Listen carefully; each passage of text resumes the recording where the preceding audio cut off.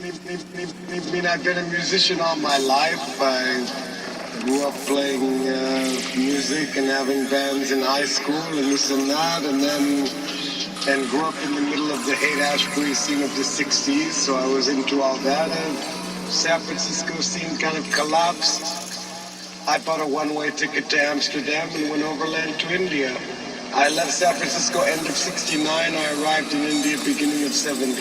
When I came to India, I started to go from temple to temple, and I started to meet sadhus and yogis. And I went to the Himalayas, and I lived with the yogis for many years in Himalayas also, several years studying yoga.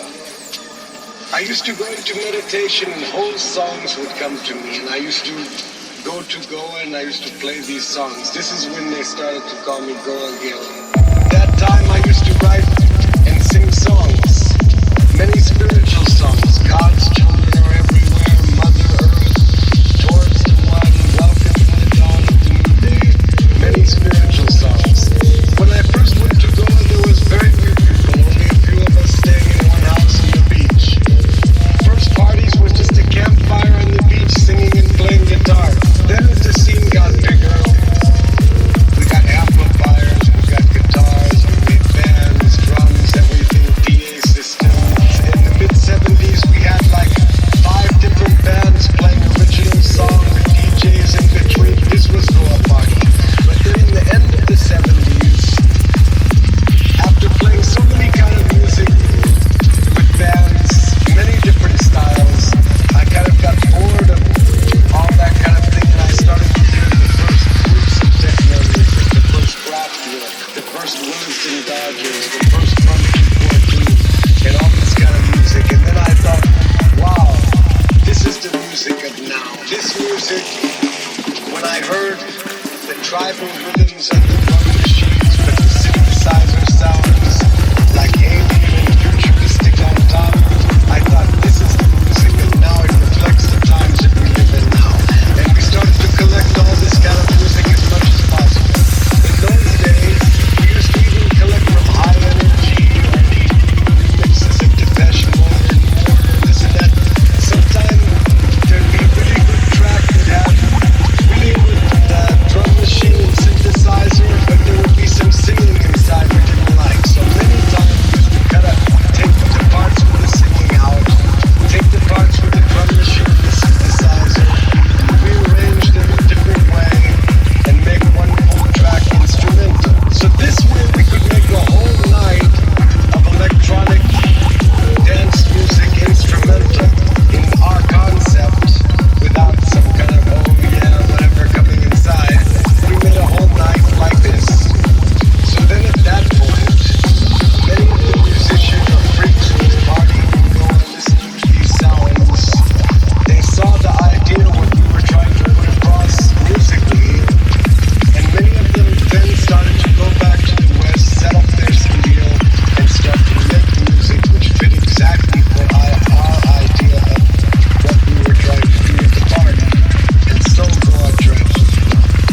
People like Roger Rock from Tip Records, or Youth from Dragonfly Records, or Mike McGuire from Zero Reactor, Johan.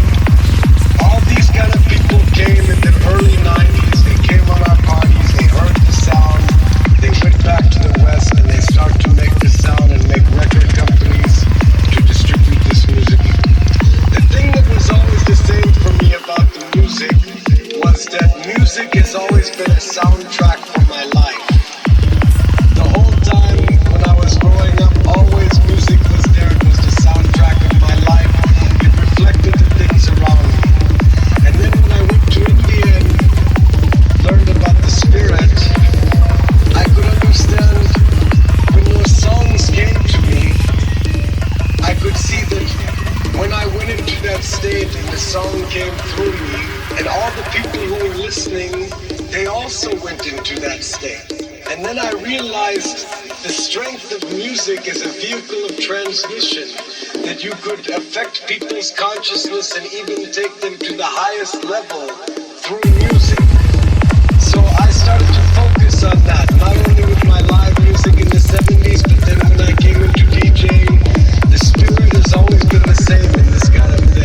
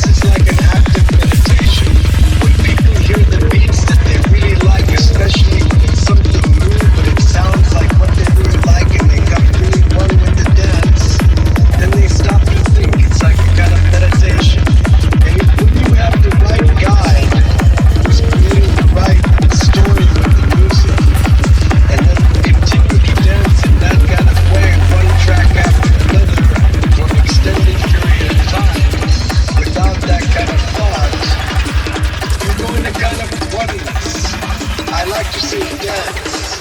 Dance is active meditation. When we dance, we go beyond thought, beyond mind, and beyond our own individuality to become one in the divine ecstasy of union with the cosmic spirit. This is the essence of the trance dance experience. That's why I don't even call what I do DJ. I call it, since many years, my motto is redefining the ancient tribal ritual for the 21st century.